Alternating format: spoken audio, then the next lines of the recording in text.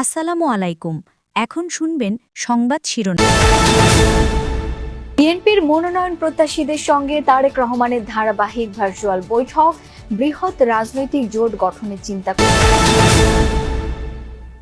নভেম্বরের পরেও হবে ক্যাবিনেট সভা, তথ্য উপদেষ্টার মন্তব্যের বিভ্রান্তি এড়াতে ব্যাখ্যা সরকারের। আন্দোলন ঘিরে ভুয়া মামলায় ৩৭২ জনকে অব্যাহতি দিয়ে চূড়ান্ত প্রতিবেদন, বর্তমান সরকারের মেয়াদ। কিশোরগঞ্জের ভৈরবকে জেলা ঘোষণার দাবিতে রেলপথ অবরোধ করে স্থানীয়দের বিক্ষোভ, আটকে পড়া উপকূল এক্সপ্রেস লক্ষ্য করে ব্যাপক পাথর নিক্ষেপ। আসসালামু আলাইকুম। এতক্ষণ শুনছিলেন সংবাদ শিরোনাম, এখন শুনবেন বিস্তারিত। মনোনয়ন প্রত্যাশীদের সঙ্গে দফায় দফায় বৈঠক করছে বিএনপি। ঢাকায় ডেকে ধানের শীষের পক্ষে ঐক্যবদ্ধ থাকার নির্দেশ দিয়েছেন ভারপ্রাপ্ত চেয়ারম্যান তারেক রহমান। একাধিক মনোনয়ন প্রত্যাশীদের মধ্যে বঞ্চিতদের নানাভাবে মূল্যায়নের আশ্বাসও দেওয়া হয়েছে, তবে এই সাক্ষাৎকার থেকে কোনো প্রার্থীকেই সবুজ সংকেত দেওয়া হয়নি। শীর্ষ নেতারা জানান, বিশৃঙ্খলা এড়াতেই আগেভাগেই সতর্কতামূলক ব্যবস্থা নিয়েছেন তারা। আরিফিন শাকিলের প্রতিবেদন। তফসিলের আগেই নির্বাচনী আবহে জমজমাট বিএনপি চেয়ারপারসনের গুলশান কার্যালয়। মনোনয়ন প্রত্যাশীরা যখন ভারপ্রাপ্ত চেয়ারম্যানের সাথে ভার্চুয়ালি সাক্ষাতে, বাহিরে তখন উৎকণ্ঠিত সমর্থকদের অপেক্ষা। রোববার চট্টগ্রাম, কুমিল্লা, রংপুর, ময়মনসিংহ ও ফরিদপুর বিভাগের ১১৪টি সংসদীয় আসনের অন্তত ৩.৫ শতাধিক মনোনয়ন প্রত্যাশীর সাথে ২ ধাপে ভার্চুয়ালি বৈঠক করেন তারেক রহমান।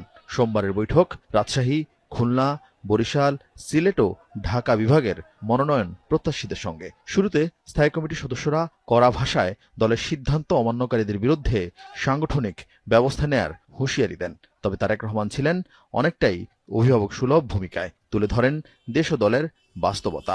নির্দেশনা দিয়েছেন যে আমরা ঐক্যবদ্ধ থাকার জন্য, আমরা যেন ঐক্যবদ্ধভাবে আন্দোলন করেছি, আগামী দিনে যাতে আমরা ঐক্যবদ্ধ থাকি এবং ঐক্যবদ্ধ থাকলে আগামী নির্বাচনে আমরা বিজয় লাভ করতে পারবো। ঐক্যটাকে সবচেয়ে উনি গুরুত্ব দিয়েছেন। আমরা যারা প্রার্থী আছি সবাইকে বলেছেন যে আমরা একজনকে দিব, যাকে দেওয়া হয় তাকে যেন সবাই মেনে নিয়ে তার পক্ষে কাজ করেন। সবাই মিলে একসাথে নির্বাচনটা করবে, এটাই আলোচনার মূল সারমর্ম। দলের নীতি নির্ধারকদের বক্তব্য শোনেন মনোনয়ন প্রত্যাশীরা, তবে তাদের বক্তব্য দেওয়ার কোনো সুযোগ ছিল না। ধানের শীষের পক্ষে ঐক্যবদ্ধ আর মিত্রদের জন্য আসন সমঝোতা হলে তা মেনে নেয়ার প্রতিশ্রুতি দেন তারা। মিত্রদেরকে ছাড়বে কিনা সেটা রাষ্ট্রীয় সিদ্ধান্ত, রাজনৈতিক সিদ্ধান্ত, সেটা ভারপ্রাপ্ত চেয়ারম্যান নেবেন এবং উনি যে সিদ্ধান্ত দিবেন সেই সিদ্ধান্ত আমরা মাথা পেতে নেব। আমাকে মনোনয়ন প্রদান করলে আমি যেমন জিতবো, তেমনি আমাকে না দিয়ে যদি অন্য কোনো ভাইকে মনোনয়ন প্রদান করে তাকেও ইনশাল্লাহ বিজয়ী করার চেষ্টা করব। কিন্তু তফসিলের আগেই কেন এবার মনোনয়ন প্রত্যাশীদের সাথে এই সাক্ষাৎ? 18 পর থেকে এত বছর নির্বাচনের বাইরে ছিলাম, একের পর এক প্রহসনের নির্বাচন হয়েছে, জনগণের মধ্যে অনেক ভুল বুঝাবুঝি রয়েছে। সেই জন্যই আমরা একটু আগে থেকেই নামতে চাই, যাতে তারা অলরেডি প্রচারণা শুরু করতে পারে। জামাতে ইসলামী তো 6 মাস আগে থেকেই প্রচারণা শুরু করেছে। এবার একজন প্রার্থী দেওয়া হবে, আগের মতো 2-3 জন দিয়ে কনফিউশন সৃষ্টি করা হচ্ছে, ওইটা আমাদের জন্য ফলদায়ক হয়নি। তবে শেষ পর্যন্ত বিএনপিতে বিদ্রোহী প্রার্থী ঠেকানোর কাজ কতটা সফল হবে তা নিয়ে উৎকণ্ঠিত নেতাকর্মীরা। আরিফিন শাকিল, যমুনা নিউজ, ঢাকা। ফ্যাসিবাদ বিরোধী আন্দোলনে থাকা দলগুলো নিয়ে বৃহৎ জোট গঠন করতে চায় বিএনপি, তাই ঐক্য বজায় রাখতে নেতাকর্মীদের প্রতি আহ্বান জানিয়েছেন স্থায়ী কমিটির সদস্য সালাউদ্দিন আহমদ। যুবদলের প্রতিষ্ঠা বার্ষিকীর আয়োজনে কথা বলেন তিনি, জানান সংসদীয় আসন ভিত্তিক যোগ্য প্রার্থীদের সাথে আলোচনা চলছে। জাতীয়তাবাদী যুবদলের 47তম প্রতিষ্ঠা বার্ষিকী। প্রতিষ্ঠাতা জিয়াউর রহমানের সমাধিতে শ্রদ্ধা জানাতে নেতাকর্মীদের ঢল জিয়া উদ্যানে। যুবদলের নেতাকর্মীদের নিয়ে বিএনপির প্রতিষ্ঠাতা জিয়াউর রহমানের সমাধিতে শ্রদ্ধা জানান স্থায়ী কমিটির সদস্য সালাউদ্দিন আহমদ।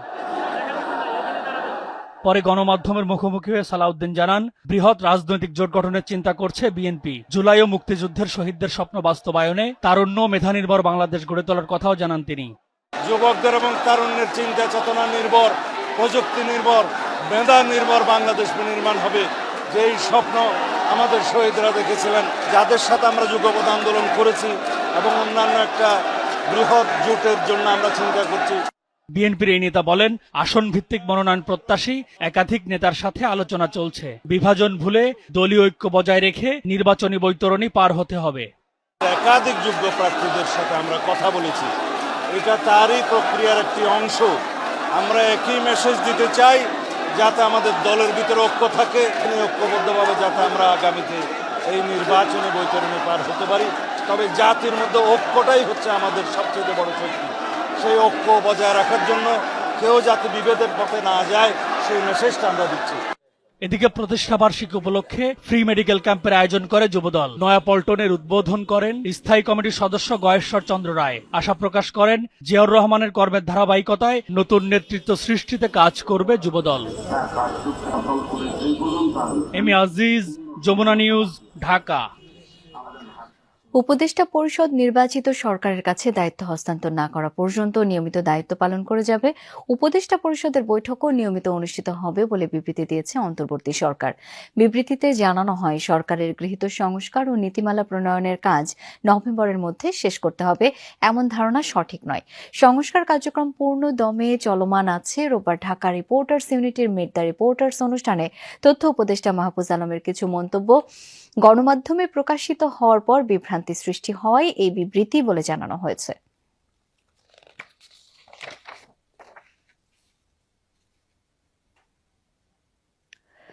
বিধিমালায় না থাকায় শাপলা প্রতীক পাচ্ছে না এনসিপি, তাই স্বপ্রণোদিত হয়ে অন্য প্রতীক দিয়ে গণবিজ্ঞপ্তি জারি করা হবে। এদিকে সারা দেশে ভোট কেন্দ্রের চূড়ান্ত তালিকাও প্রকাশ করেছে কমিশন।